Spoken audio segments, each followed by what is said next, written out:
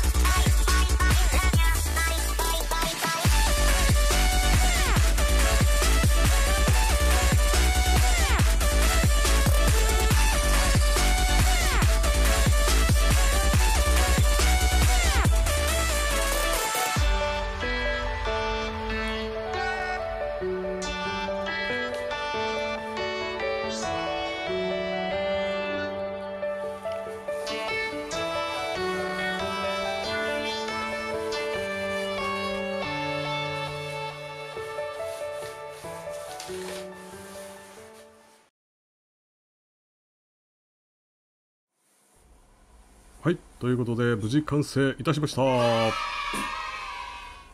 回はパイン材のグレード B というものを使いまして、通常のね3分の1ぐらいのコストを抑えることができたんですね。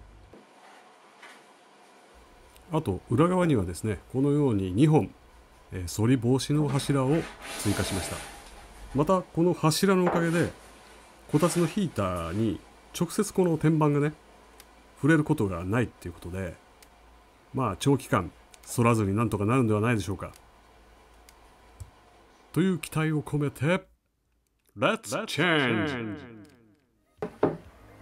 はい、ということで昔のこの無印のボロボロになった、テーブル天板ですね、こちらを、交換していきたいと思います。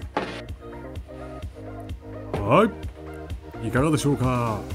かなり明るくなったと思います。そして最後はやっぱりこのジャパニーズみかんを追加して本日の動画はおしまいにしたいと思います。それでは次回の動画でまたお会いしましょう。バイバイ。